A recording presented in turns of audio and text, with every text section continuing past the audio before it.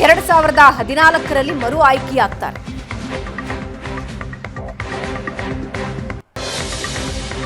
ಸಾವಿರದ 1932ರಲ್ಲಿ ಪಶ್ಚಿಮ ಪಂಜಾಬ್ನ ಗಾಹ್ ಗ್ರಾಮ, ಆಗ ಅವಿಭಜಿತ ಭಾರತದ ಪಂಜಾಬ್ ಪ್ರಾಂತ್ಯದಲ್ಲಿ ಅವರು ಜನಿಸಿದ್ರು. ಸ್ವಾತಂತ್ರ್ಯ ಪೂರ್ವ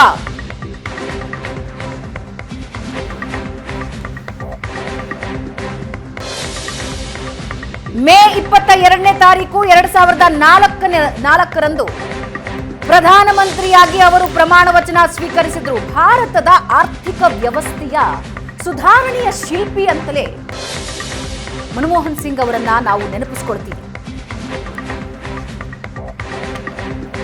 LPG, ಲಿಬರಲೈಸೇಷನ್, ಪ್ರೈವೇಟೈಸೇಷನ್, ಗ್ಲೋಬಲೈಸೇಷನ್, ಈ ಪದಗಳನ್ನ ಹೇಳುವಾಗ ಇಡೀ ಭಾರತ ನೆನಪಿಸಿಕೊಳ್ಳೋದು ಮನಮೋಹನ್ ಸಿಂಗ್ ಅವರನ್ನ.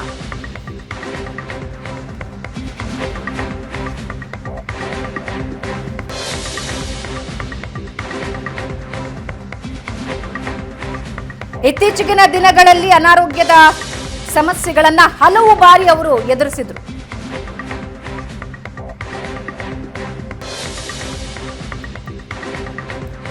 ಕೋವಿಡ್ನ ಸಂದರ್ಭದಲ್ಲಿ ಪಾಸಿಟಿವ್ ಬಂದು ಆಸ್ಪತ್ರೆಗೆ ದಾಖಲಾಗಿದ್ರು. ಹಲವಾರು ಬಾರಿ ಅವರ ಆರೋಗ್ಯದ ಸಮಸ್ಯೆಯಿಂದ ಆಸ್ಪತ್ರೆಯಲ್ಲಿ ದಾಖಲಾಗಿ ಚಿಕಿತ್ಸೆಯನ್ನ ಪಡೆದುಕೊಂಡಿದ್ರು.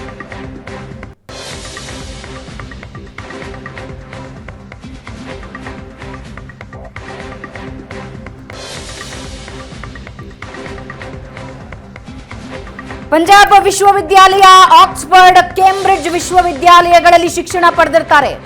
ಮೊದಲು ಅರ್ಥಶಾಸ್ತ್ರಜ್ಞರಾಗಿ ಕೆಲಸ ಶುರು ಮಾಡ್ತಾರೆ.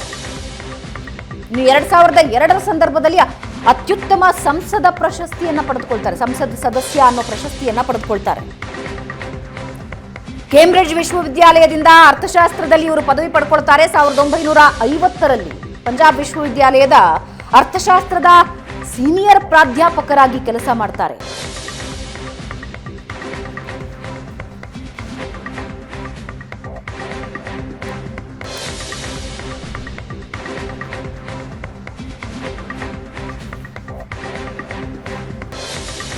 ಸಾವಿರದ 1971ರಲ್ಲಿ ಡಾಕ್ಟರ್ ಸಿಂಗ್ ಅವರು ವಾಣಿಜ್ಯ ಸಚಿವಾಲಯದಲ್ಲಿ ಆರ್ಥಿಕ ಸಲಹೆಗಾರರಾಗಿ ಭಾರತ ಸರ್ಕಾರವನ್ನ ಸೇರ್ಕೊಳ್ತಾರೆ. 1991ರಲ್ಲಿ 92ರಲ್ಲಿ ಇವರನ್ನ ಹಣಕಾಸು ಸಚಿವಾಲಯದ ಮುಖ್ಯ ಆರ್ಥಿಕ ಸಲಹೆಗಾರರಾಗಿ ನೇಮಕ ಮಾಡಲಾಗುತ್ತೆ.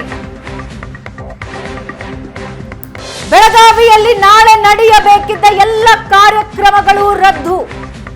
ಡಿಸಿಎಂ ಡಿಕೆಶಿಯಿಂದ ಅಧಿಕೃತ ಘೋಷಣೆಯಾಗಿದೆ. 2 ದಿನಗಳ ಬೆಳಗಾವಿ ಕಾರ್ಯಕ್ರಮ ಆಯೋಜನೆ ಮಾಡಲಾಗಿತ್ತು.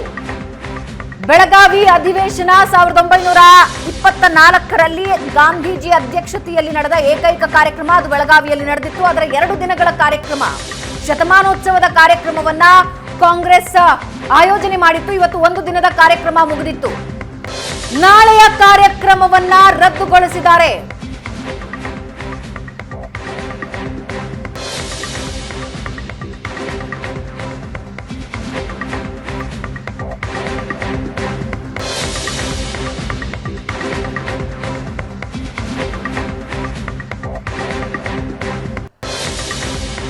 ಮನಮೋಹನ್ ಸಿಂಗ್ ಅವರ ಪಾರ್ಥಿವ ನೀವು ನೋಡ್ತಾ ಇದ್ದೀರಾ. ಏಮ್ಸ್ ಆಸ್ಪತ್ರೆಯಲ್ಲಿ ತೀವ್ರ ನಿಗಾ ಘಟಕದಲ್ಲಿ ಅವರಿಗೆ ಚಿಕಿತ್ಸೆಯನ್ನ ನೀಡಲಾಗ್ತಾ ಇತ್ತು. ಚಿಕಿತ್ಸೆ ಫಲಿಸದೆ ನಿಧನರಾಗಿದ್ದಾರೆ. 92 ವರ್ಷದ ಮನಮೋಹನ್ ಸಿಂಗ್ ಇನ್ನಿಲ್ಲ. ನಮ್ಮ ಜೊತೆ ಮಾತನಾಡೋದಕ್ಕೆ ರಾಜಕೀಯ ವಿಶ್ಲೇಷಕರಾದ ಪ್ರಶಾಂತ್ ನಾತು ಇದ್ದಾರೆ. ಪ್ರಶಾಂತ್, 1991ರಿಂದ 96ರವರೆಗೆ ಭಾರತದ ಹಣಕಾಸು ಸಚಿವರಾಗಿದ್ದ ಸಂದರ್ಭದಲ್ಲಿ ಮಾಡಿದ ಆರ್ಥಿಕ ಸುಧಾರಣೆಗಳೇನಿದ್ವಲ್ಲ ಮನಮೋಹನ್ ಸಿಂಗ್ ಅವರದ್ದು, ಅದನ್ನು ಇಡೀ ದೇಶ ಯಾವತ್ತಿಗೂ ಮರೆಯೋದಕ್ಕೆ ಸಾಧ್ಯ ಇಲ್ಲ. ಹಾಗೆ ಸ್ವತಂತ್ರ ಭಾರತದಲ್ಲಿ 2ನೇ ಬಾರಿಗೆ ಪ್ರಧಾನಿಯಾಗಿ ಆಯ್ಕೆಯಾದಂತಹ ದಾಖಲೆ ಕೂಡ ಮನಮೋಹನ್ ಸಿಂಗ್ ಅವರ ಹೆಸರಿನಲ್ಲಿದೆ. ಒಬ್ಬ ಸರಳ ವ್ಯಕ್ತಿತ್ವದ ಪ್ರಧಾನಿಯನ್ನ ಭಾರತ ಕಂಡಿತ್ತು. ಆದರೆ ಇವತ್ತು ತೀವ್ರ ಅನಾರೋಗ್ಯದ ಸಮಸ್ಯೆಯಿಂದ ಮನಮೋಹನ್ ಸಿಂಗ್ ಅವರು ನಿಧನರಾಗಿದ್ದಾರೆ. ವಯೋಸಹಜ ಅನಾರೋಗ್ಯದ ಕಾರಣಗಳಿಂದಾಗಿ ಏಮ್ಸ್ ಆಸ್ಪತ್ರೆಗೆ ಮನಮೋಹನ್ ಸಿಂಗ್ ಅವರನ್ನ ದಾಖಲಿಸಲಾಗಿತ್ತು. ICUನಲ್ಲಿದ್ರು. ಸ್ವಲ್ಪ ಹೊತ್ತಿನ ಮುಂಚೆ ಅಷ್ಟೇ ಮನಮೋಹನ್ ಸಿಂಗ್ ಅವರ ಒಂದು ನಿಧನದ ವಾರ್ತೆಯನ್ನ ಏಮ್ಸ್ ವೈದ್ಯಾಧಿಕಾರಿಗಳು ದೃಢಪಡಿಸ್ತಾ ಇದ್ದಾರೆ. ನಿಶ್ಚಿತವಾಗಿ ಒಬ್ಬ ವೈಯಕ್ತಿಕವಾಗಿ ಅತ್ಯಂತ ಪ್ರಾಮಾಣಿಕ ಒಬ್ಬ ರಾಜಕಾರಣಿಯೂ ಹೌದು ಮತ್ತು ಇಡೀ ಭಾರತದ ಆರ್ಥಿಕತೆಗೆ ಒಂದು ಹೊಸ ಚೈತನ್ಯ ಕೊಟ್ಟಿರ್ತಕ್ಕಂಥ ವ್ಯಕ್ತಿ ಮನಮೋಹನ್ ಸಿಂಗ್ ಅಂತಕ್ಕಂಥದ್ದು ಸ್ಪಷ್ಟ.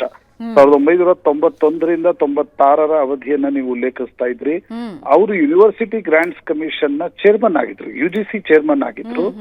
ಅಶೋಕ ಹಾಲ್ ನಲ್ಲಿ PV ನರಸಿಂಹರಾವ್ ಅವರ ಕ್ಯಾಬಿನೆಟ್ ನ ಓತ್ ಟೇಕಿಂಗ್ ನಲ್ಲಿ ಮನಮೋಹನ್ ಸಿಂಗ್ ಹೆಸರು ಹೇಳಿದಾಗ ಇಡೀ ದೇಶ ನಿಬ್ಬೆರಗಾಗಿತ್ತು. ಅಂದ್ರೆ ಈ ರೀತಿಯಾಗಿರ್ತಕ್ಕಂಥ ಒಬ್ಬ ಬ್ಯೂರೋಕ್ರಾಟ್ ಅನ್ನ, ಟೆಕ್ನೋಕ್ರಾಟ್ ಅನ್ನ ತಂದು ಹಣಕಾಸು ಸಚಿವರನ್ನಾಗಿ ನೇಮಿಸ್ತಕ್ಕಂಥದ್ದೇ ಆಗಿನ ಸಂದರ್ಭದಲ್ಲಿ ಒಂದು ಹೊಸ ನಿರ್ಣಯ ಆಗಿತ್ತು. ಆದ್ರೆ ಆಗ ಭಾರತ ಒಂದು ಅತ್ಯಂತ ಕಳವಳಕಾರಿ ಆರ್ಥಿಕ ಸ್ಥಿತಿಯಲ್ಲಿತ್ತು. ನಾವಿವತ್ತೇನು ಗ್ಲೋಬಲೈಸೇಷನ್ ಬಗ್ಗೆ ಹೇಳ್ತೀವಿ, ಭಾರತ ಸೂಪರ್ ಪವರ್ ಆಗತ್ತೆ ಅಂತಕ್ಕಂಥ ಕನಸು ಕಾಣ್ತೀವಿ. ಅದಕ್ಕೆ ಮೊದಲ ನಿರ್ಣಯವನ್ನ, ಅಡಿಪಾಯವನ್ನ ಹಾಕಿದ್ದು ಮನಮೋಹನ್ ಸಿಂಗ್ ಅವರ ಒಂದು ಸಲಹೆಯ ಮೇರೆಗೆ ಆಗಿನ ಪ್ರಧಾನಮಂತ್ರಿ PV ನರಸಿಂಹರಾವ್. ಯಾಕಂದ್ರೆ ಅತ್ಯಂತ ಟಫ್ ಡಿಸಿಷನ್ ಅನ್ನ 3 ವಾರಗಳಿಗೆ ಮಾತ್ರ ಇರ್ತಕ್ಕಂಥ ಒಂದು ಬ್ಯಾಲೆನ್ಸ್ ಆಫ್ ಪೇಮೆಂಟ್ಸ್ಗೆ 3 ವಾರಗಳ ಅವಕಾಶ ಮಾತ್ರ ಇತ್ತು. 3 ವಾರಗಳ ನಂತರ ನಮಗೆ ಇಂಪೋರ್ಟ್ ಮಾಡ್ಲಿಕ್ಕೂ ಕೊಡ್ತಕ್ಕಂಥ ಒಂದು ವಿದೇಶಿ ವಿನಿಮಯ ನಮ್ಮ ಬಳಿ ಇರಲಿಲ್ಲ.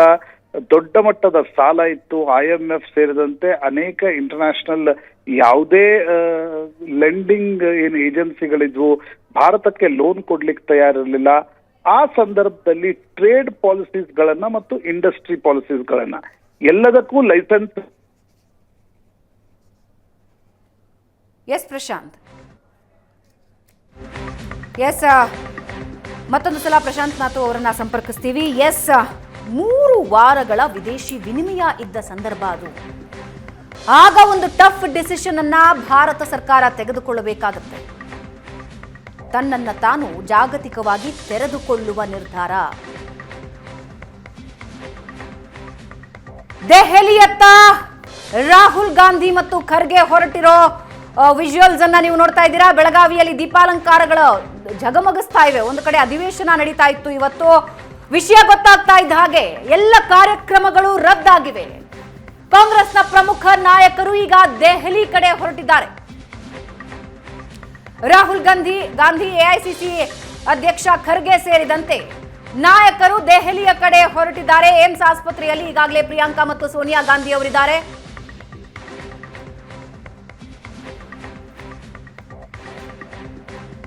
ಕೆಲವೇ ಗಂಟೆಗಳ ಮುಂಚೆ ಮನಮೋಹನ್ ಸಿಂಗ್ ಅವರನ್ನ ಆಸ್ಪತ್ರೆಗೆ ದಾಖಲಿಸಲಾಗಿತ್ತು. ತೀವ್ರ ಉಸಿರಾಟದ ಸಮಸ್ಯೆ ಎದುರಿಸ್ತಾ ಇದ್ರು. ವಯೋಸಹಜ ಅನಾರೋಗ್ಯ ಕಾಡಿತ್ತು. ಆದರೆ ಇಡೀ ದೇಶಕ್ಕೆ ಈಗ ಮನಮೋಹನ್ ಸಿಂಗ್ ನಿಧನದ ಸುದ್ದಿ ಸಿಕ್ಕಿದೆ. ಪ್ರಶಾಂತ್, IMF ಸೇರಿದಂತೆ ಇತರ ಇಂಟರ್ನ್ಯಾಷನಲ್ ಬ್ಯಾಂಕ್ಗಳು ಸಾಲ ಕೊಡೋದಕ್ಕೆ ಒಪ್ಪುತ್ತಾ ಇರಲಿಲ್ಲ ಆ ಸಂದರ್ಭದಲ್ಲಿ. ಯಾಕೆಂದ್ರೆ ಭಾರತ ಅಷ್ಟು ಸಾಲದಲ್ಲಿ ಮುಳುಗಿತ್ತು. ಇದರ ಜೊತೆಗೆ ನೀವೇ ಹೇಳಿದ ಹಾಗೆ ವಿದೇಶಿ ವಿನಿಮಯದ ಕೊರತೆಯನ್ನು ಎದುರಿಸ್ತಾ ಇತ್ತು. ನಂತರದ ದಿನಗಳಲ್ಲಿ ತೆಗೆದುಕೊಂಡ ನಿರ್ಧಾರ ಭಾರತದ ಇವತ್ತಿನ ಏನು ಗಟ್ಟಿತನಕ್ಕೆ ಒಂದು ಸಾಕ್ಷಿಯಾಯಿತು, ಅಂದ್ರೆ ಒಂದು ಮುನ್ನುಡಿ ಬರೀತು.